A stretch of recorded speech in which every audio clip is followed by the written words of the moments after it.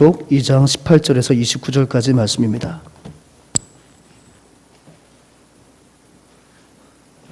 찬양 시간이 없다는 게 참 아쉽죠. 이 시간에 분리엘 나와서 찬양하겠습니다 하면 딱 좋은데 바로 우리가 하나님 말씀 듣게 되었습니다. 계시록 2장 18절부터 29절 말씀 우리 한 절씩 우리 교독하고 말씀 나누겠습니다.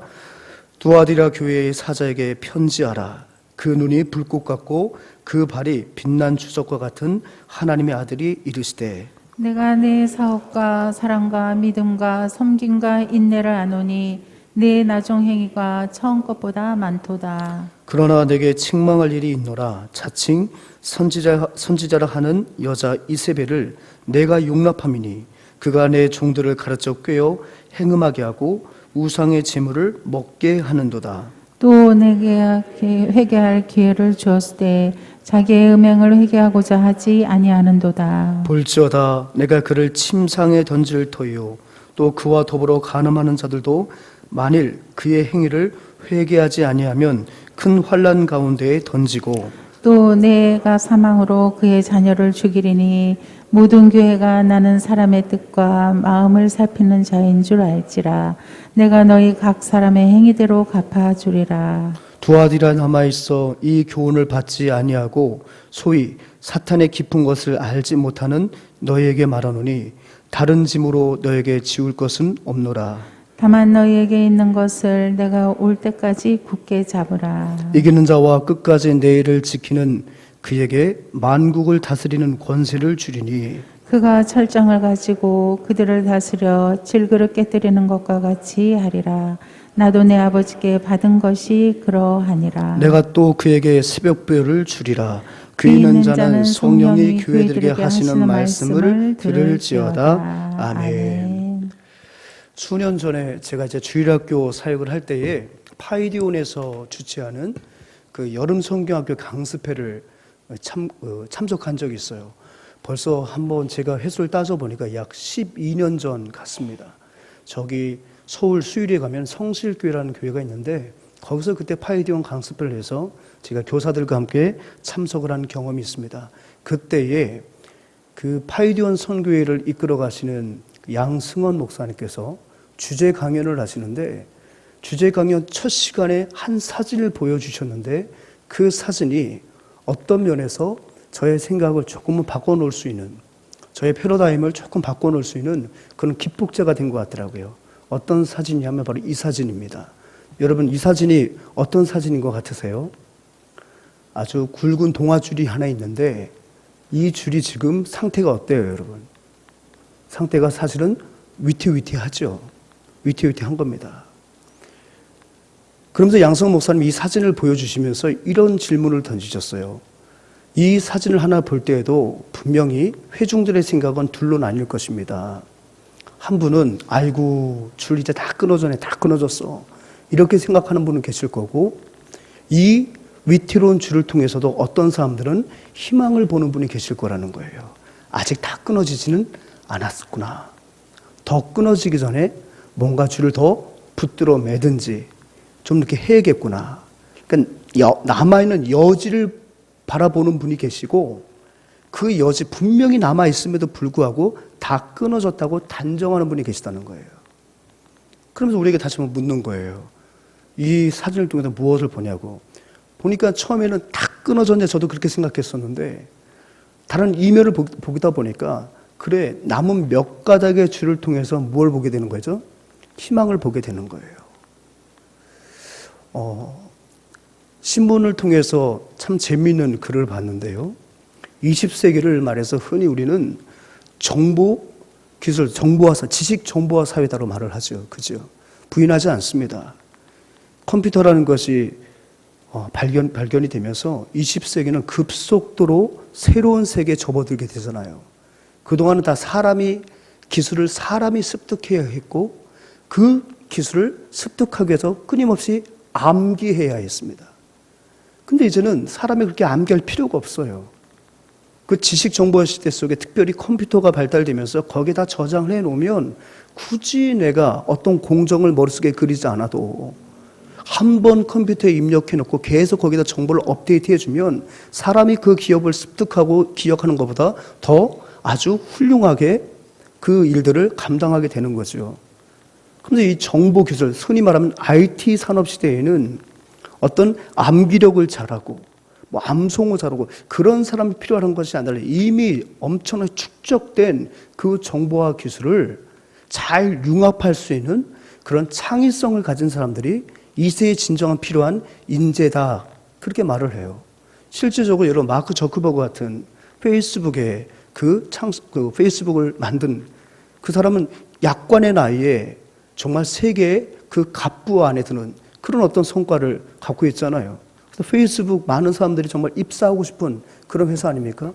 구글 같은 경우에도 마이크로소프트사를 제치고 미국과 전 세계 많은 청년들에게 가장 각광을 받는 그런 기업 가운데 하나예요. 그런데 이런 기업들이 다 무엇을 바탕으로 성장한 회사들입니까? 창의성이에요, 창의성. 창의성. 독특한 창의성을 가지고 회사를 만들었고 플랫폼을 만들어서 지금 엄청난 성장을 이루고 있죠. 일론 머스크 같은, 테슬라 같은 그런 어떤 창업주들도 굉장히 젊어요. 근데 이 일론 머스크가 최근에 본인이 즐겨 있는 책들에 대해서 오픈을 했는데 책 제목을 제가 여러분께 다 말씀드릴 필요는 없고요. 대부분 어떤 책들인 줄 아십니까? SF, 공상과학 그런 어떤 영화를 좋아하고 그런 어떻게 보면은 판타지 소설 같은 걸 굉장히 좋아하더라고요. 특별히 일론 머스크 같은 경우에는 이 반지의 제왕 같은 걸 굉장히 좋아합니다. 그러니까 사실은 우리가 생각하는 너무 허무맹랑하고 너무 요원한 일처럼 느껴지지만 그들에게 있어서는 그 사고의 폭을 막 넓혀주는 거예요. 무한한 상상의 그 영역으로 막 자신들 생각을 가져다 놓는 거죠. 그러다 보니까 사실상 우리가 한 번도 생각하지 못했던 그런 것들을 생각하게 되고 기존에 있는 지식을 갖고 그것을 융합을 해서 새로운 작품을 만들어내는 것이 지금 그들이 이 세상을 깜짝깜짝 놀라게 하는 하나의 뭐예요? 위대한 작품들이 되고 있다는 거예요.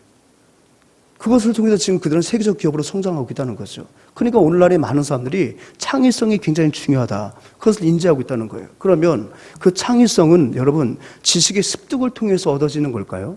그렇지 않아요. 뇌과학 연구자들이 연구를 했는데 이 창의성이라는 것은 새로운 어떤 지식의 영역이 아니라는 거예요.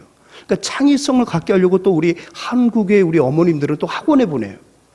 얘가 좀 창의력이 좀 뛰어났으면 좋겠습니다. 그래가지고 또 학원에 보내는데 여러분 창의성은 학원을 통해서 습득하는 게 아니래요. 이건 뇌과학자들이 이야기해요. 그러면 창의성은 어디서 비롯되느냐 보았더니 바로 무엇입니까? 어떠한 일과 사물을 대하는 태도에서 비롯된다는 거예요. 태도에서. 그러니까 우리가 지금 저주를 받잖아요. 예를 들어서 다 끊어졌네 하는 분들에게는 모든 창의성이 끝나는 거예요. 다 끊어졌는데 뭘 생각할 수 있습니까? 근데 아직 여지가 남았네라고 어떤 괴물에 대해서 어떤 사물에 대해서 좀 더 긍정적으로 적극적으로 사고하는 것 거기서부터 창의성이 시작이 된다는 거예요. 저 몇 가닥이 남았는데 저 몇 가닥 남은 것을 가지고 내가 어떻게 하면 좋을까? 거기서부터 새로운 창의성이 발견이 되는 거죠. 그럼 어떻게 되겠습니까? 뭔가를 잊기도 하고, 그죠? 아니면 저걸 묶어버리기도 하고, 아니면 자꾸 이 장력을 발생하는 그 에너지를 차단시킨다든지 여러 가지 남겨진 것을 살리기 위한 창의적인 아이디어가 막 그동안 자기가 축적했던 그 기술을 가지고 저를 어떻게 하면 지켜낼 수 있을까? 저를 어떻게 할 수 있을까라는 막 여러 가지 생각들이 있는데 다 끊어져 버린다라고 생각하는 사람은 거기서 생각이 끝난다는 거예요. 그러니까 사물을 대할 때 어떤 태도와 어떤 마음으로 대하느냐 그것을 어렸을 때 훈련하는 것이 소위 말하면 부모들이 자기 자식들에게 심어주고 싶은 그 창의성을 기르는 훈련이라는 거예요. 예를 들어서 물병에 물이 반이 남았어요. 여러분 이 예화는 많이 들었잖아요. 어떤 분들은 반밖에 안 남았네 하는 분들은 거기서 사고가 그치는 거예요. 근데 반이나 남았네 하는 분들은 거기서부터 생각이 막 확산이 되는 거죠. 저 반 남은 물을 갖고 뭘 할까? 우리 꽃병에 우리 화분에 물을 줄까? 아니면 내가 목을 축일까? 아니면 조금 목말라는 사람에게 좀 따라줄까? 반이나 남았네 하는 사람들에게는 그것을 어떻게 활용할까 하는 그 이후의 생각들이 많아지는데 아이고 반밖에 안 남았네 하는 사람들은 거기서 생각이 끝나는 거예요. 반밖에 안 남은 거고 누굴 줘? 반밖에 안 남은 거 화초에 물 주는데 무슨 소용이 있겠어? 반밖에 안 남은 거 그냥 내가 먹어버리면 그만이지 뭘 그거 갖고 생각을 할 수가 있겠나? 여러분 이해가 되십니까?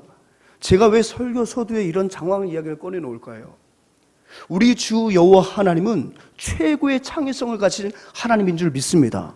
그는 무에서 유를 창조하신 분이에요. 근데 이 하나님의 창의성은요, 천지 창조에서만 나타나는 게 아니에요. 하나님의 이 창의성은 늘 죄 많은 우리 인생들을 바라보시는 그 태도에서도, 바라보시는 그 관점에서도 이 하나님의 창의성은 늘 돋보여요.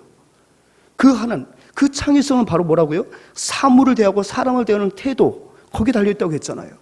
우리 주님께서는 비록 우리가 죄 많은 인생이지만 여전히 우리 가운데 있는 하나님의 형상, 여전히 우리 가운데 담아주신 그 하나님의 사랑, 그것을 통해서 비록 다수의 인생들이 주님을 떠나고 다수의 인생들이 자신들의 필요에 따라서 하나님을 취하기도 하고 버리기도 하는 이런 어떤 망극한 이 시대 속에서도 그들에게만 집중하여 아무 소망이 없다, 다 쓸어버려야 되지, 아무 소망이 없다, 지은 것을 후회하시면서 그들을 완전히 멸절시키는 하나님이 아니에요. 비록 주님의 마음은 아파도 그 가운데서 의롭게 살려고 하는 몸부림치는 한 인생을 바라보시며 그 인생을 통해서 또다시 우리 하나님은 우리 인류를 하나님의 구원 백성으로 다시금 세워갈 것을 계획하시는 분이 누구십니까? 우리 하나님이에요. 노아의 한 사람은, 노아라는 한 인생을 우리 하나님은 그가 의로워봤자 얼마나 의로웠겠어요. 하지만 우리 주님은 그 남아있는 한 가정에 주목하셔서 다른 모든 것들은 다 쓸어버리시더라도 그들을 통해서 또다시 하나님이 이 땅에 모든 생명들을 채워가셔서 지금 그 하나님의 은혜 가운데 저와 여러분들이 머물러 있는 줄 믿습니다. 오늘 본문을 보게 되면 이 두아디라 교회가 나오고 있는데요, 이 두아디라 교회가 참 패역한 일을 행하게 되었습니다. 대다수의 많은 사람들이 우상에 빠졌습니다. 행음하였습니다. 우리 하나님께서 소돔과 고모라처럼 그들을 쓸어버리시면 그만이었습니다. 그런데 우리 하나님은 그 가운데서도 여전히 우리 인생들을 대하는 태도는 여전히 우리 하나님은 늘 하나님의 사랑의 가능성을 접어두지 않아요. 그 두아디라에 남아있는 남은 자들에게 우리 주님의 마음이 어떻게 집중이 되는 거예요. 그래서 어떡합니까? 그 남아있는 자들로 하여금 끝까지 믿음을 지킬 수 있도록 격려하시고, 또 남아있는 자들로 하여금 잠시 미혹당하여서 지금 죄악 가운데 빠져있는 자들에게 회개를 선포할 수 있도록 우리 하나님은 오늘 편지를 쓰셨어요. 그게 바로 무엇입니까? 두아디라 교회에 보낸 편지였다는 사실입니다. 남아있는 자를 위하여, 남아있는 자를 위하여. 극소수일지라 할지라도 그 남아있는 자에 대한 우리 하나님의 마음은 변함이 없어 다시 한번 사도 요한에게 편지를 계시하도록 만드시고, 그 하나님의 창의성에 따라서 이 편지가 그들에게 주어져 그들이 다시 한번 살 소망을 얻게 된 것이 바로 요한계시록에서 특별히 두아디라 교회에 보낸 편지를 통해서 나타난다는 거죠. 그럼 여러분, 이 두아디라는 오늘날 아키사르라고 해요. 아키사르. 나중에 여러분 터키 가시면 아키사르 가시면 아, 여기가 두아디라구나 생각하시면 되는 거예요. 언젠가 그렇게 생각하는 분은 갈 줄 믿습니다. 아멘. 아멘 하는 분은 갈 거고, 아니요, 전 죽을 때까지 못 가요. 그러니까 긍정적으로 생각하라니까요. 자, 아멘. 아키사르가 여러분 두아디라예요. 이렇게 자꾸 암송하시면 하나님께서 보내주신다니까요. 그럼 이 두아디라는 어떤 곳이었습니까? 군사 요충지였습니다. 여러분, 알렉산더 대왕이 헬라 자국을 건설하고 정말 파죽지세로 고대 근동 지역을 점령해갖고 이제 그 영향력을 인도까지 미치다가 결국 약관의 나이에 풍토병에 걸려서 그는 죽게 됩니다. 그런데 이 알렉산더에게는 정말 최고의 장수 4명이 있었어요. 그 중에 하나가 바로 셀류커스라는 장군이었는데, 이 셀류커스가 이 알렉산더의 지시를 받고 어떻게 했습니까? 이 소아시아, 특별히 이 아키사르 지역을 점령을 했는데, 점령을 하고 보니까 여기가 굉장한 요충지였던 거예요. 왜냐하면 소아시아를 관통하는 간선도로가 이곳에 몰려 있었습니다. 그러다 보니까 이 간선도를 수비하고 이 간선도를 지키는 것이 본인이 점령한 이 도시를 영구히 지킬 수 있는 방법이라고 생각을 했던 거죠. 그래서 어떻게 했습니까? 셀류코스 1세가 바로 여기에 군사적 요충지를 세우게 되는 거예요. 왜냐하면 간선도로들이 많았기 때문에, 소아시아를 횡단할 수 있는 도로망이 발달했기 때문에 이곳에 부대를 만들고 군대를 주둔시켜서 절대로 이곳에 다른 침략군이 쉽게 접근하지 못하도록 군사적 요충지를 만들어 놓은 것입니다. 로마도 역시 마찬가지였습니다. 로마는 늘 헬라 제국을 숭상하는 나라였기 때문에 가만히 보니까 정말 이 셀류커스가 여기다 군사적 요충지를 해놓은 이유가 있더라고요. 그래서 어떡합니까? 역시 로마 시대도 여기에 대규모 군대를 주둔을 시켰어요. 주둔을 시키면서 어떻게 했습니까? 바로 지난주에 살펴봤던 것처럼 버가모지요. 이 버가모는 뭐라고 그랬죠? 미국으로 말하면 워싱턴 같은 곳이라고 그랬잖아요. 정치적 수도인 이 버가모를 수비하기 위해서 여전히 이 로마 제국 시대에도 이곳에 대규모의 로마군들을 주둔시켰던 것을 보입니다. 그런데 이제 그렇게 로마가 기대했던 팍스 로마의 평화 시대가 도래하다 보니까 평화 시대에는 별로 이렇게 군인들의 역할이 그렇게 느껴지지는 않는 거예요. 그러다 보니까 이제 이 지역에 변화의 바람이 불어오는 거예요. 대규모의 부대는 그 병력을 감축을 시키고 도리어 그들이 군사 정책으로 봉쇄하였던 간선도로를 이제 상업도로로 이제 활용하기 시작하는 거예요. 그러다 보니까 당연히 어떤 일이 벌어지겠습니까? 상공업이 발달하게 되죠. 왜? 도로가 발달되어 있으니까. 예로부터 간선도로가 많이 발달되어 있다 보니까 물류비를 절약할 수가 있거든요. 그리고 이제 군인들이 점점 군사 시설을 줄여주고 상인들과 공업시설을 늘려주다 보니까 여기가 아주 비약적으로 상업과 공업이 발달하기 시작하는 거죠. 그러다 보니까 당시에 어떤 조직이 생기기 시작했냐면 조합들이 만들어지기 시작하는 거예요. 그러니까 트레이드 길드라고 하죠. 길드제도 들어보셨죠? 이 동업조합들이 만들어지는 거죠. 그러니까 염색업을 하는 사람, 염색업끼리 동업, 또 가죽. 동업조합이 만들어지면서 정말 명실상부한 벨트가 된 거예요. 실리콘밸리처럼. 아니, 벨트가 형성이 된 거예요, 벨트가. 근데 중요한 것은 바로 뭐냐면 특별히 이 지역에서는 이 염색업, 그 다음에 모직 직물 제조업이 굉장히 발달을 해요. 그러니까 여러분 대구하면 섬유도시잖아요, 그죠? 그 섬유도시가 되기 위해서는 뭐가 더 들어가냐면 염색기술도 들어가야 되거든요. 그러니까 소위 말하면 이 두아디라는 섬유도시였어요. 또 이 주석을 재료라는 그런 어떤 고도의 기술력이 바로 이 지역에 있었다는 거죠. 그러니까 이 지역은 굉장히 상고업이 많이 발달을 했다. 그러면 이제 두아디라 교회의 영적 상황을 한번 바라보겠습니다. 보십시오. 어떤 영적 상황이 있었냐면 아까 보십시오. 제가 길드를 조직했다고 그랬잖아요. 근데 그 길드는요, 참 안타까운 것이 바로 뭐냐면 그 우상과 연관이 돼 있었어요. 그러니까 각 조합들인데 이 조합들은 다 무엇을 중심으로 모이기 시작하냐면 그 두아디라 지역에 있는 많은 신전을 중심으로 그들이 모이기 시작했다는 거예요. 그러니까 소위 말해서 자기 조합에서 신의회가 조직이 됐는데 오늘날로 말하면 그 신의회가 예수님을 예배하는 신의회가 아니라 각자가 자기 업과 관련된, 여러분 보세요. 그리스 로마 그 신화를 보게 되면 여러 신들이 술을 관장하는 신도 있고 각기 다른 여러 가지 바다를 관장하는 신이 있고 다양하잖아요, 그죠? 그러니까 자신들의 산업과 연관이 된 그 신들을 중심으로 그들이 협동조합을 만들었고 곧 협동조합이 신앙 공동체가 되었다는 거죠. 그러니까 이 두아디라 사람들 가운데 예수님을 믿고 회심한 사람들은 어떻게 보면 그 길드 안에 들어갈 수가 없는 거예요. 왜냐하면 그 길드 안에 들어가면 관련 산업과 연관된 신을 어떻게 되는 거죠? 예배해야 되는 거예요. 신을 숭배해야 되는 거예요. 근데 자기는 오직 살아계신 여호와 하나님 한 분만을 섬길 수밖에 없다 보니까 그 길드에 들어가서 그들의 의식을 함께 할 수가 없는 거죠.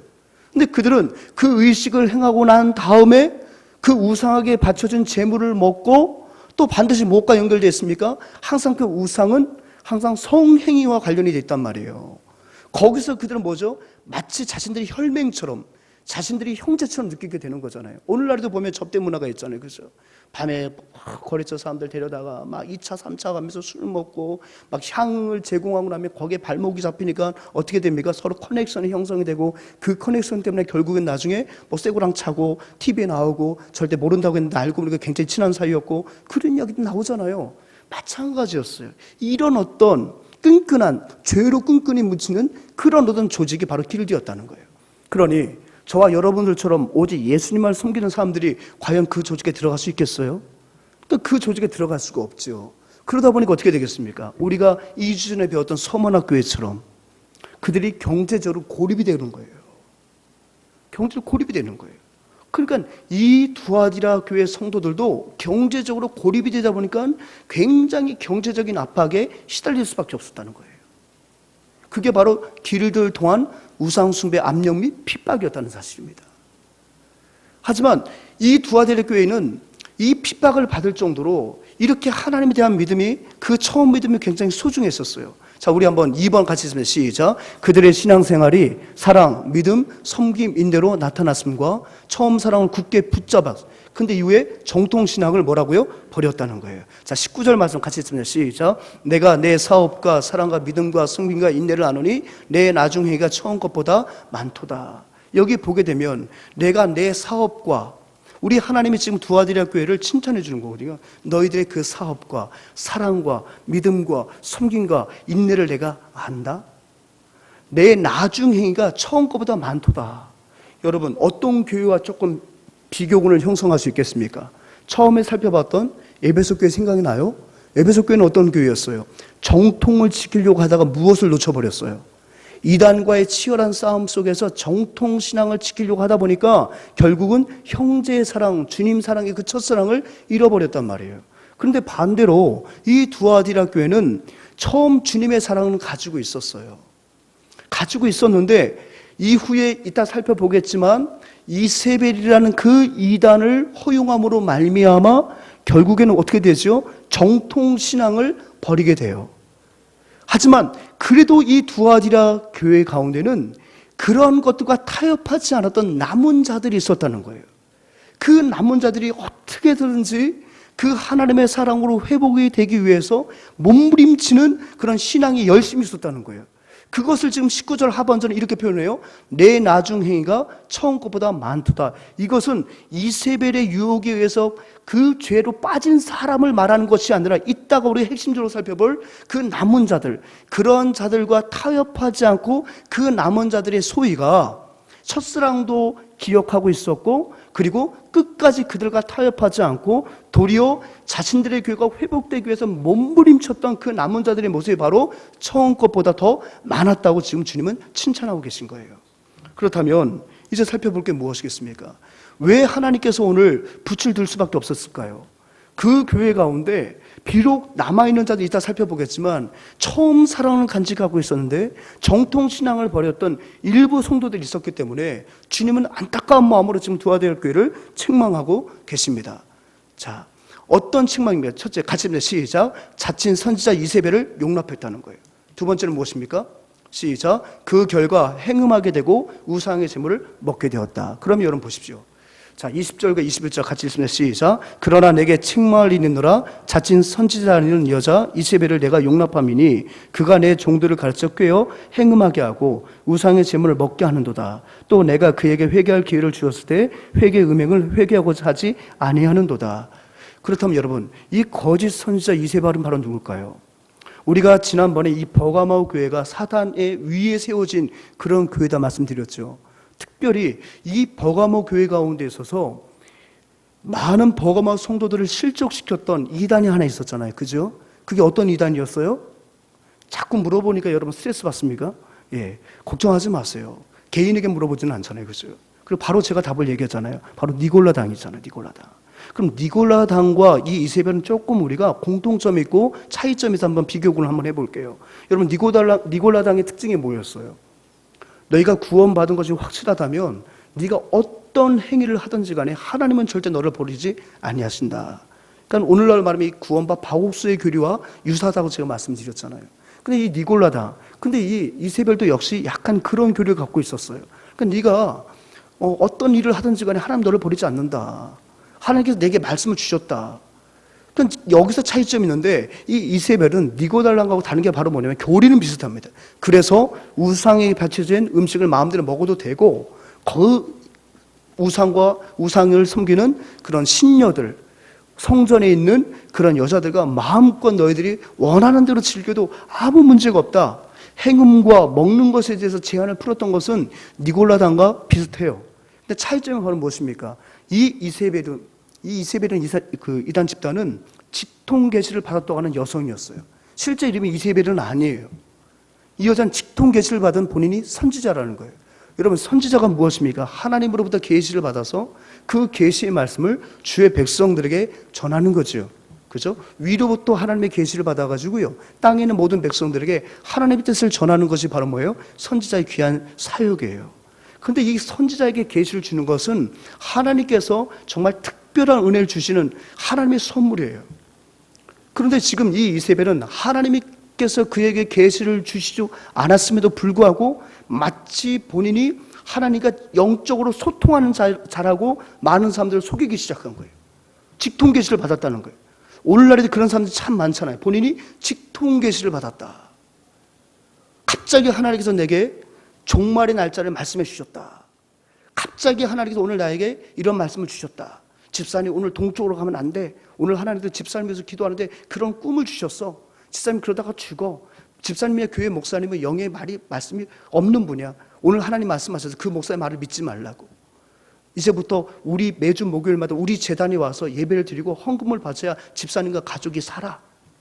오늘날에도요, 이렇게 교회 내에 있는 갈급한 성도들, 참 어려운 지경에 있는 사람들을 혹세 무민해서 자기가 마치 하나님 앞에 직통 계시를 받은 사람이 있냐, 자기만이 하나님의 말씀을 해석할 수 있는 능력을 부여받은 사람처럼 혹세 무민한 사람들 얼마나 많습니까?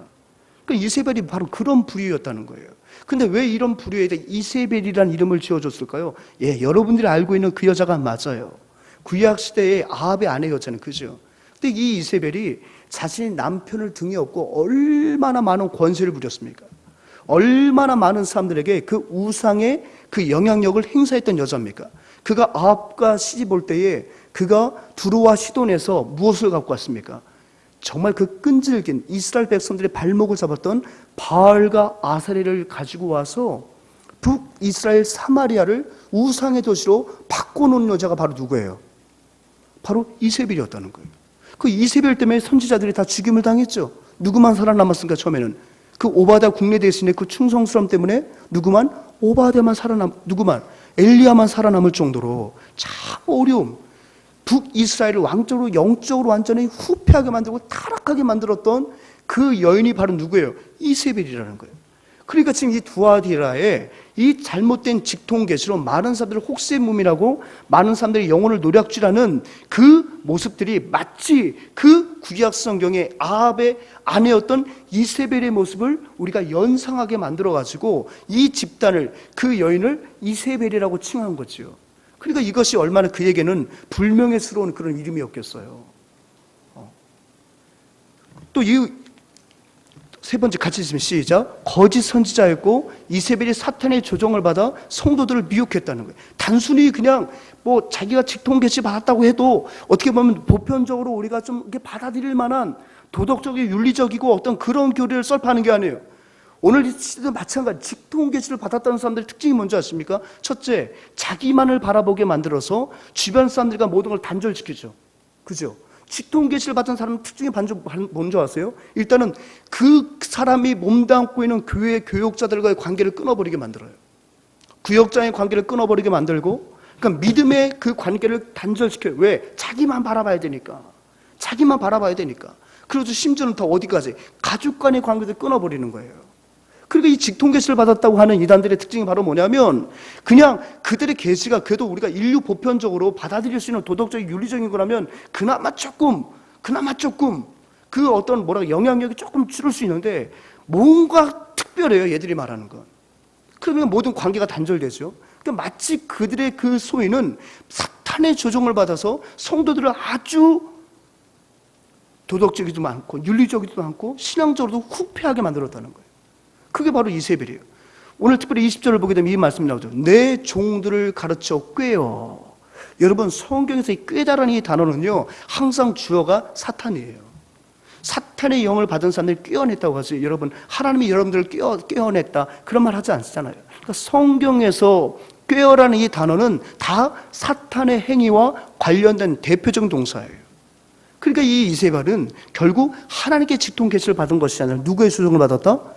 사탄의 조종을 받아서 두아디라 성도들을 급격하게 타락하게 만든, 아주 그 여왕 이세벨처럼, 왕비 이세벨처럼 영향력이 대단했던 그런 거짓 선지자였다는 거예요. 이것들을 두아디라 교회가 용납했다는 거예요. 사랑하는 여러분, 교회는요, 어떤 모습이든지 간에 이런 이단 사상을 용납해서는 안 돼요. 아유, 성도 500명 중에 한 명이 한 명. 무슨 영향력이 있겠어. 저를 다 말겠지. 그냥 알면서 눈 감으면 큰일 나는 거예요, 여러분. 그 누룩이라는 것이 처음에는 한 부분 이렇게 있는 것 같지만 그 누룩이 점점 내가 인지하지 못하는 사이에 그것이 확 번진다는 것을 우리가 경험적으로 알잖아요. 여러분. 밀가루를 발효시켜 놓고 그 밀가루만큼 누룩을 넣어야 2배가 됩니까? 아니죠. 발효된 밀가루는 되게 많은데 조금 이스트 양이 조금만 들어가도 그것이 엄청나게 부풀어지는 거잖아요. 그러니까 여러분 용납하면 안 되는 거예요. 내가 괜찮다고 다 괜찮은 게 아니에요.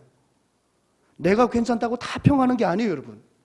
나는 주님 바로 보고 있으니까 뭐 아무개는 그렇게 돼도 상관없지. 뭐 저 사람 들어와서 뻘소리 하는구나. 저러다 말겠지. 여러분 그러면 안 돼요, 여러분. 교회 공동체를 지키기 위해서는 용납해서는 안 되는 것입니다. 한 사람이 용납하니까 그 옆에 있는 사람, 내버려둬 괜찮아. 내가 보니까 혼자 저러다 말아. 혼자 그냥 새벽에 널널거리고 그러다 말아. 별 영향력도 없어. 맨날 뭐 직통계집에 누구 쫓아다니는데 별 영향력 없어. 괜찮아. 괜찮다니까. 우리 다 건강한데. 여러분 그렇게 여러분들이 스스로가 용납해서는 안 된다는 거예요. 그럼 오늘 주님은 너희들이 그 이세벨을 용납하였다고 말하는 거예요. 용납하였다는 거예요. 그것이 하나님이 그들을 책망하는 거예요. 여러분, 내가 지금 괜찮다고 해서 지금 어떤 죄와 허물을 자꾸 용납하면 결국에는 그것이 내가 감당할 수 없는 결과가 비롯될 수 있다는 것을 꼭 기억하시기 바랍니다. 가정도 마찬가지예요. 내 자녀의 비신앙적인 행위를 여러분 가볍게 보지 마세요. 여러분 가볍게 보지 마세요. 저러다 주님 만나면 괜찮아. 물론 괜찮아져요. 모든 책임을 다 주님께 미루지 마세요. 여러분들이 자꾸 기도하고 권면하면 더 주님을 빨리 만날 수 있어요. 아멘. 근데 그래서 철들면 나 저러다가 오겠지. 여러분 저러다 올 때는 참 힘들게 오는 거예요. 여러분 자녀들이 그렇게 오기를 바라요?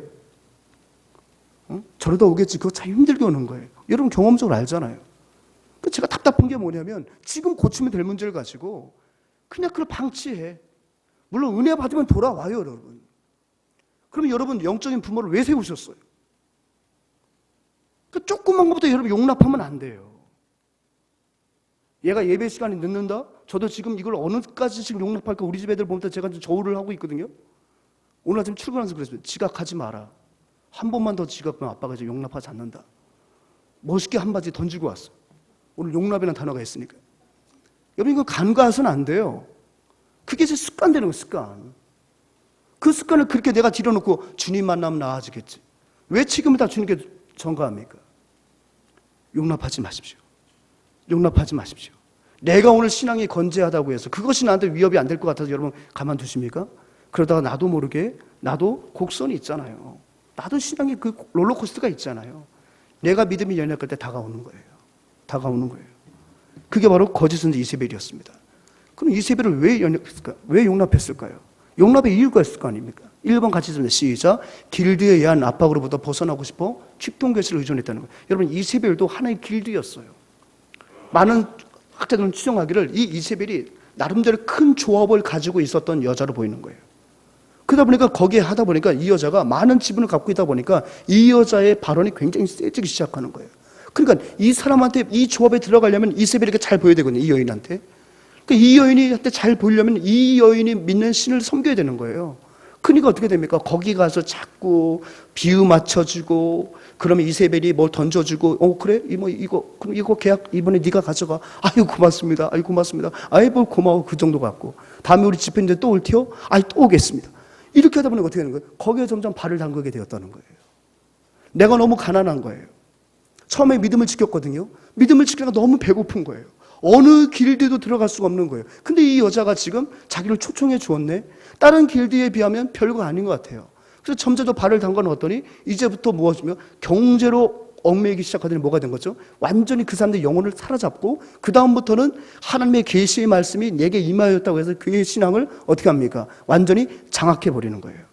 여러분 왜 교회인회에서 우리에게도 마찬가지입니다만 왜 교회인회에서 자꾸 경제적 상거래, 돈거래 특별히 어떤 비전 사업 가운데 우리 성도들을 함께 모집하는 것을 금지할까요? 여러분 경제에 매이기 시작하면요 말씀이 안 들어가요. 내가 누구에게 돈을 꿔줬어요. 경제 공동체가 된 거예요. 경제 공동체가. 내가 누구에게 엄청난 돈을 꿔왔단 말이에요. 그러니까 그 사람이 뭐예요? 이제 내 생각과 모든 것을 다 좌지우지가 되는 거예요. 그게 우리의 어떤 생각 패턴 아닙니까? 내가 어떤 비전 사업을 이루기 위해서, 내가 어느 정도 단계에 이르기 위해서 우리 성도들 자꾸 내 밑에 자꾸 두는 거예요. 이 사람의 매출과 내 매출이 같이 올라가는 거예요. 교회는 오직 성령의 공동체를 매여야지 돈과 경제의 상거리를 매이면 안 되는 겁니다, 여러분. 근데 그런 걸 용납하면 안 되는 거예요. 그런 걸 용납하면. 그러니까 여러분들이 이런 거는 잘 보셔야 돼요. 내가 어떤 분의 물건을 팔아주고 괜찮아요. 이분이 어떤 상업을 하시니까 우리가 거기서 매출을 올려준 거 얼마나 좋습니까? 이런 건 괜찮아요. 그런데 같이 돈을 통하기 시작하고 어음 돌려주고 돈 뭐 할인해주고 막 이렇게 하면서 자꾸 이 물질 관계로 주종 관계 형성이 되면 되겠냐고요. 구역사님이 구역원한테 상당량의 돈을 꿨어요. 그걸 제때 못 갚네. 근데 그 구역장이 구역원들한테 어떻게 영적으로 바르게 살러 말할 수 있겠습니까? 그 경제에 내가 예속이 되어버리고 말았는데. 그러니까 이를테면 지금 이세벨에게 복종하게 된 관계가 바로 여기서부터 시작됐다는 거예요. 너무너무 힘이 들었어요. 그러면 그 힘을 견뎠어야 되는데 거기서 이세벨의 그 꾀임에 넘어가기 시작하는 거예요. 처음에 경제 예속이 되다가 결국 어떻게 됩니까? 영혼까지 그에게 예속된 일들이 발생하게 되었다는 거죠. 오늘날에 한번 예를 들어볼까요? 내가 정말 우리 원청업체에 큰 회사가 있는데 이 회사가 이번에 공장을 확장을 했어. 그러니 그 회사에서 내가 납품을 받아서 살아가는데 어떻게 그 확장 행사에 안 갈 수가 있겠습니까? 갔어요. 갔더니 뭐예요? 고사를 지내, 고사를. 돼지머리 그럴싸한 거 웃고 죽은 거 그거나 갖다 놓더니 거기다가 이제 거래처 모든 직원들이 꾸벅꾸벅 절하고 그 코에 그 귀한 그 배추 그 귀한 심사임당을 거기다 막 꽂아 놓는 거예요. 그들은 이제 김 사장도 해야지. 안 할 수가 있어요? 안 할 수가 있습니까 지금? 그리고 어떻게 되는 거죠? 거기 가서 나는 대전머리 나는 안 믿어. 하지만 어쩔 수 없지. 내가 이 사람하고 지금 주종관계인데 어떡하겠어. 원청업체인데 여기가 갑인데 어떡하겠어. 그럼 어떻게 됩니까? 안수 집사님이 장로님이 봉투 그럴싸하게 담아서 그거를 대주교에다 꽂아주는 거예요. 나중에 어디 갔습니다. 술 한잔 하지? 나 예수 믿는 사람인데. 아이, 뭐 예수 믿는 사람 지난번에 고사싸움 와서 다 했잖아. 아이, 괜찮아. 사업을 해서 어떠해. 이거 하나 먹는다고 신앙이 어디 가나? 우리의 지금 일상 속에서 일어나는 일들이 그 당시도 역시 마찬가지였다는 거예요. 길드에 있는 아빠로부터 벗어나고 싶었어요. 그래서 어떻게 됩니까? 점점 거기에 경제로 예속이 되고 결국 그것이 이제 그가 신처럼 섬기게 되고 그의 말 한마디 그가 어떻게 되는 겁니까? 굴복하게 되는 거죠. 오늘날에도 가만 보면 교회에서 사업이 너무너무 안 돼. 너무 살기가 힘들어. 자녀들은 자꾸만 자기 뜻대로 안 돼. 너무 갈급한데 정말 교회 오면 너무 그 자기의 갈급함을 알아주는 것 같지가 않아. 근데 어느 기도원에 갔고 어느 뭐 기도 모임에 갔더니 아주 명쾌해. 우리 담임 목사님은 기도합시다. 하나님 뜻이 있겠죠. 나도 뭐하고 저분도 뭐하게 말하는 것 같아. 근데 그 여자 권사님, 여자 전도사님은 확실하게 말을 해. 나한테 와서 30일만 기도하고 방언받고 은사 받으면 이 문제 해결된다고. 확실한 거야. 그럼 어떻게 됩니까? 이 경제적인 이 고통에서 벗어나고 싶어. 이 남편의 외도로부터 벗어나고 싶어. 그럼 어떻게 되는 거죠? 거기에 매기 시작하는 거예요. 오늘날로 말하면. 그렇게 해서 그들이 용납하기 시작했다는 거예요. 근데 이 용납할 때도 가장 중요한 건 뭡니까? 분별력을 상실한 거죠. 하나님의 말씀에 대한 뭐가 없었죠? 깊이가 없었다는 거예요. 가만히 보면 은사주의에 빠지고 가만히 보면 이 직통교체에 빠지는 분들은 본인이 하나님의 말씀을 읽어낼 수 없는 능력이 없어요. 그 하나님의 말씀을 붙들고 이 말씀을 통해 하나님께서 내게 어떤 말씀을 하시니까 큐티가 훈련이 안 돼 있고 성경 읽지 않고 예배 시간에 하나님 말씀을 듣지 않는 분들이 그냥 빨리 이 불안에서 빨리 이 고통에서 벗어나려다 보니까 다른 사람들의 말을 의존할 수밖에 없는 거예요. 여러분, 종교개혁의 파워가 어디서 나옵니까? 종교개혁의 파워는 바로 성경을 시민들에게 들려준 거예요. 중세시대에 있는 성경은 불가타 라틴어로 어렵게 기록되어 있기 때문에 사실은 사제 가운데서도 이 성경을 제대로 읽을 수 있는 사람이 없었어요. 그러니까 오직 교황의 입에서 나오는, 추기경의 입에서 나오는 성경을 가지고 있는 그런 성직자들의 입에서 나오는 말씀이 곧 하나님의 말씀이었어요. 그러다 보니까 인간의 죄성이 점점 성경을 왜곡하기 시작하는 거예요. 그러니까 종교개혁자들은 안 되겠구나. 오직 성경인데, 오직 인간의 말이 아닌데, 그래서 어떻게 했습니까? 종교개혁과 더불어서 성경을 번역을 했죠. 그래서 어떻게 했습니까? 그 성경을 우리에게 들려준 거예요. 사제들 말만 믿지 말라는 거예요. 기록된 하나님의 말씀을 너희들도 읽고 그 말씀을 연구해야지. 어떻게 성경 제대로 못 읽으니까 이렇게 우리가 혹세무민 당하고 있지 않느냐? 가만 보면 이 은사주에 심취된 분들을 가만히 보게 되면은 무엇이 없어요? 무엇이 없어요? 말씀에 대한 깊이가 없는 거예요. 말씀에 대한 깊이가 없는 거예요. 그러니까 설교 예배 와서 강론 위주의 설교가 너무 지루한 거예요. 막 그냥 30일, 20일 날짜 주고서 막 보여주고 은사 보여주고 표적 보여줘야 이게 진짜 성령의 역사야지. 맨날 답답하게 쭈그리고 앉아가지고 큐티한다고 뭔 은혜 받았냐고 하나님 찾고 앉아있고 이런 것이 무슨 계시냐는 거예요. 그 두아디라 성도들의 일부가 바로 분별력을 하나님의 말씀을 뭐하죠? 배우려 하진 않고 깊이 있게 배우지 않고 성령에 의존하여 그 말씀을 연구하지 않고 기도하지 않다 보니까 결국에는 뭡니까? 다른 사람의 계시를 의존할 수밖에 없는 거예요. 오늘 하나님께서 이 말씀은 내게 말씀하시는데 내가 그 말씀을 들을 수 있는 능력이 없으니까 자꾸만 다른 사람의 입만 바라보다 보니까 어떻게 되는 거예요? 그 사람에게 영적으로 예속이 되는 거예요. 이게 바로 무엇입니까? 그들이 이세벨을 용납하게 된 원인이었다는 거죠. 그래서 이것을 주님께서 고치시기 위해 나타나신 모습이 뭡니까? 주님의 모습이 그의 눈은 불꽃과 같다. 이런 불꽃과 같은 모습을 그들에게 나타나셨거든요. 이거 우리가 기도할 때 늘 쓰죠. 하나님 불꽃 같은 눈으로 우리를 감찰하시오. 그 불꽃 같은 눈이 뭐예요? 바로 사물의 본질과 인간의 본성과 마음, 나아가 역사의 과정도 꿰뚫어 보시는 예수 그리스도께서 바로 하나님이라는 사실. 이세벨이 너 지금 어려움에 처했지? 너 지금 기도해야 돼. 너 지금 뭐에 매여 있지? 너 귀신에 매여 있는 거야. 이세벨이 그를 꿰뚫어 보는 눈이 아니라 그건 거짓된 눈이고 오직 우리의 인간의 본성과 이 역사를 관통하는 그 능력은 누구에게 있다고요? 주님께 있다는 거예요. 주님께. 그것을 깨달으라는 거예요. 그래서 주님이 그들에게 나타날 때 불꽃 같은 눈으로 나타나신 거예요. 이세벨이 아니라 내가 불꽃 같은 눈으로 너의 모든 형편과 처지와 상황을 내가 다 보고 있는데 왜 거짓된 사탕 발림에 미혹이 되어서 그를 하나님처럼 섬기느냐? 이 답답한 성도들아. 주님 그렇게 말씀하시는 거죠. 나타나신 모습을 통해서. 또 나타나신 모습이 두 번째 어떤 모습이었습니까? 그의 발에 빛난 주석과 같은. 여러분 빛난 주석이 뭡니까? 동이에요. 동. 금은동안의 동. 거긴 재련 사업이 발달했다고 그랬잖아요. 그러니 보십시오. 재련됐다는 것은 굉장히 정제되었다는 거죠. 그죠? 동이라는 건 뭐? 그럼과 위엄을 상징하는 거예요. 오직 우리 하나님만 정결하신 위엄 있으신 하나님이라는 거예요. 이세벨이 아니라 그게 정제되지 못한 교리를 가지고 너희들의 육신을 더럽히는 그런 것들이 하나님의 교리가 아니라 하나님은 정결하시고 하나님은 존엄하시고 하나님은 장엄하신 분임을 지금 나타나신 모습을 통해서 이세벨에게 유혹되어 혹세무민 당하고 있는 백성들에게 보여주신 것입니다.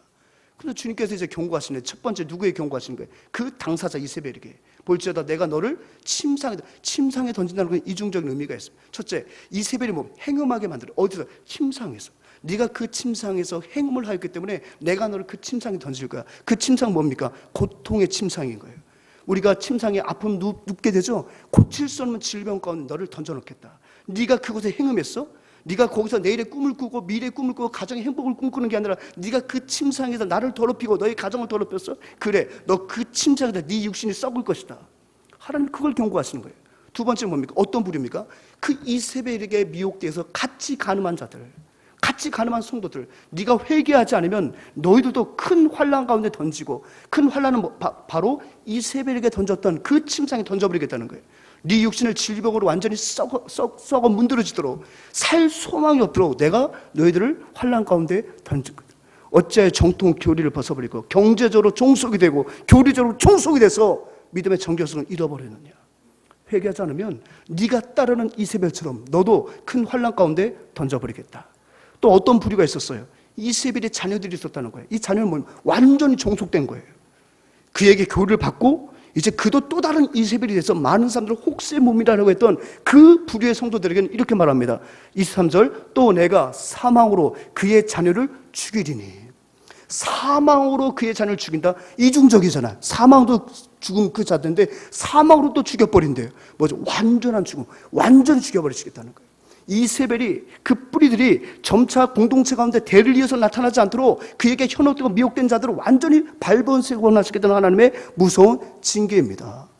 그러면서 보십시오. 오늘 이 말씀의 핵심이에요. 그러는 가운데 하나님께서는 남아있는 성도들의 그 시선을 놓치지 않았다는 거예요. 자, 24절 같이 있으면 시작. 두 아들이 남아있어 이 교훈을 받지 아니하고 소위 사탄의 깊은 것을 알지 못한 너에게 말하노니 다른 집으로 너에게 지울 것은 없노라. 하나님 말씀은 그러나 남아있어. 두 아들이 남아있어 이 교훈을 받지 않 누구의 교훈을? 이세벨의 교훈을 받지 아니하고 소위 사탄의 깊은 것을 이세벨에게 미혹되어서 사탄의 깊은 것을 현혹되지 않은 너희들에게는 우리 하나님이 더 이상 다른 짐을 너희에게 주지 않겠다는 거예요. 다른 짐. 그동안도 이들은 짐을 짓고 있잖아요. 길드에 들어가지 못해서 경제적으로 고립이 되어 있었고 얼마나 외롭게 살고 있었던 그런 자들입니까? 이런 자들에게는 하나님이 다른 짐을 주지 않겠다는 거예요. 짐을 져주지 않겠다는 거예요. 그러면서 여러분 뭐라고 하십니까? 그 남은 자에게 이제 은혜를 주시는 거죠. 사랑하는 여러분, 오늘 한번 여러분 자문해 보시기 바랍니다. 나는 이러한 시대 속에 과연 거룩한 남은 자의 한 사람인가? 사탄의 교훈을 받지 않고 깊은 것을, 죄악의 깊은 것을 묵상하지 않는 그런 정말 순결하게 남아있는 자인가? 한번 여러분 생각해 보시기 바랍니다. 성경에 보면 이 남은 자를 얼마나 귀하게 여기신지 몰라요. 대표적인 예가 열왕기상 19장 18절 같이 읽으면 시작. 그러나 내가 이스라엘 가운데 7천 명을 남기리니 다 바울에게 무릎 꿇지 아니하고 다 바울에게 입맞추지 아니한 자라.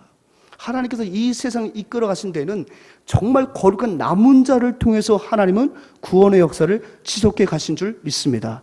남은 노아의 가정을 통해서 인류를 이 땅 가운데 계속해서 그 명맥을 이어가게 하시고 그 이세벨의 그 서슬퍼런 시대 속에서도 역시 남은 7천 명을 통해서 다시 한번 신앙을 재건하도록 만드셨던 그 하나님이 오늘날의 이 시대 가운데도 역시 남은 자와 같은 여러분을 통해서 무너져가는 이 한국 사회를 일으키기를 원하신다는 것을 기억하시기 바랍니다. 그런 자에게 어떤 은혜를 주십니까? 첫 번째, 권세를 주십니다. 설명하지 않게 주님의 권세를 주신다는 거예요. 근데 그 주님의 권세가 구체적으로 나타나는 게 뭡니까? 철장을 주시겠다는 거예요. 그냥 권세만 줄게라고 말씀하시는 게 아니라 그 권세자들이 가지고 있는 통치와 다스림의 상징인 철장을 너에게 주리라. 그 철장을 줌을 통해서 또 이 마지막으로 뭐라고요? 새벽별을 주겠다. 그 새벽별이 뭐예요? 권세와 철장이 결국 나타내는 것은 바로 무엇입니까? 예수 그리스도의 능력이죠. 새벽별은 바로 무엇을 말합니까? 예수님을 말하는 거예요. 새벽별은. 사랑하는 여러분, 이 땅의 남은 자에게 주님은 소망을 갖고 계신 줄 믿습니다. 로프가 끊어지는 그 그림을 한번 다시 한번 생각해 보십시오. 우린 다 끊어져 버렸네. 방치하겠지만 우리 주님은 아직 몇 가닥이 남았구나. 저 남은 몇 가닥을 내가 지키기 위해서 어떻게 해야 될까? 우리 하나님께 창의성을 발휘하신 것이 바로 뭐예요? 누구도 생각하지 못했던 십자가의 사랑이에요. 그게 죄악된 인류를 바라보시는 우리 하나님께서 바라보시는 그 적극적인 태도에서 발현된 구원의 은혜의 계획이었다는 사실을 믿으시기 바랍니다. 성경도 보십시오. 이 땅 가운데에서도 이 어려운 시대 속에서 우리 하나님 남은 자를 통해서 한국교회를 지켜주셨습니다. 모두가 신사참배를, 특별히 총회마저도 이제 신사참배를 하자 결의를 하였지만 그 다수를 따르지 않고 남았던 주기철 목사님께서 남은 자로서 신앙의 정조를 지켰기 때문에 그래도 한국 기독교 가운데 우리 하나님이 다시 한번 재부흥의 은혜를 주신 줄 믿습니다. 저 독일에는 보네포가 있습니다. 보네포는 나치에 의해서 모든 목회자를 다 매수가 당하고 매수당하지 않으면 다 게슈타포 위에서 그날 밤에 다 사라지고 마는 그 서슬퍼런 시대 속에서도 나치는 하나님의 적이라고 말했습니다. 미친 자에게 운전대를 맡길 수가 없다. 그는 끝까지 저항했습니다. 감옥에 갇혀서 매를 맞고 온갖 회유를 당하고 핍박을 당했지만 보네포는 끝까지 불의항거하다가 결국에는 저도 주기철 목사님처럼 2차 대전의 종식을 나치의 종말을 바라보지 못하고 결국 그도 병사하고 맙니다. 그가 감옥에서 지었던 찬양이 바로 뭐예요? 지었던 시가 바로 뭡니까? 주 선한 능력으로 안으시네. 그 크신 팔로 날 붙드시네. 절망 속에서도 흔들리지 않고 사랑하는 주 얼굴 구하리. 이게 그냥 나온 찬양이 아니에요.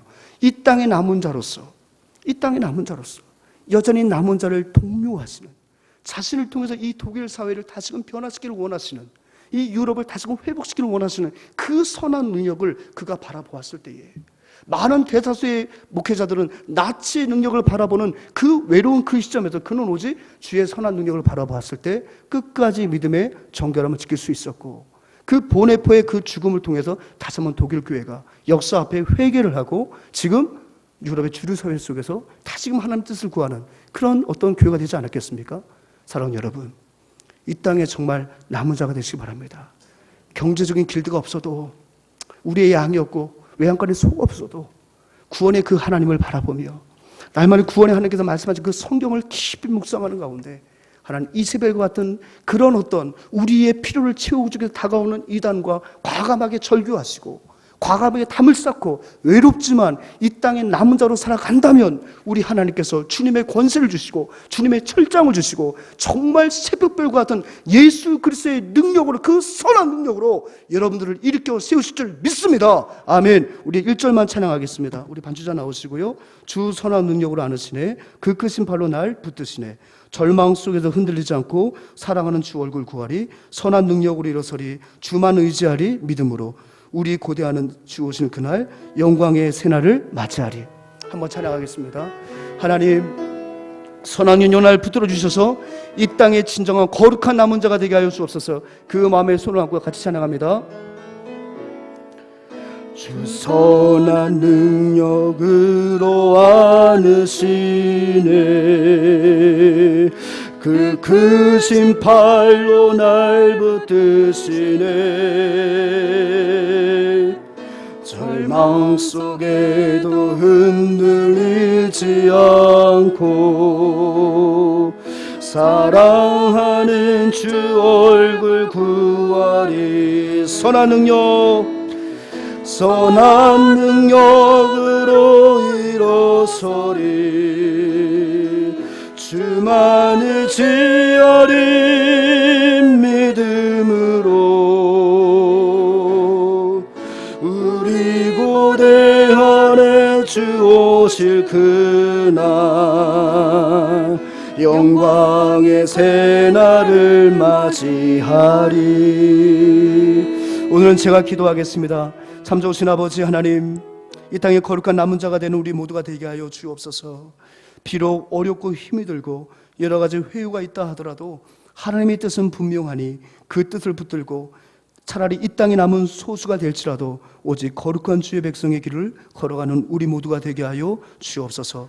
코로나19가 또 그로 파생된 여러 가지 경제적인 문제가 나를 자꾸 압박하고 겁박하지만 오직 주의 거룩한 능력을 바라보며 이 땅에 거룩한 순결한 백성으로 남을 것을 다시 한번 결단하는 이 자리가 될 수 있도록 주여 도와주시옵소서. 우리 구주 예수 그리스도의 은혜와 우리 하나님 아버지의 무한 극진하신 사랑하심과 성령님의 인도하심이 주의 선한 능력으로 이 땅에 거룩한 남은 자가 되어 이기는 자에게 주시는 그 권세와 또 철장과 예수 그리스도의 그 거룩한 이름을 다시 한번 고대하며 믿음을 갖고 승리할 것을 다짐하는 우리 교우들 심령 위에 이제부터 영원토록 함께 있을지어다. 아멘.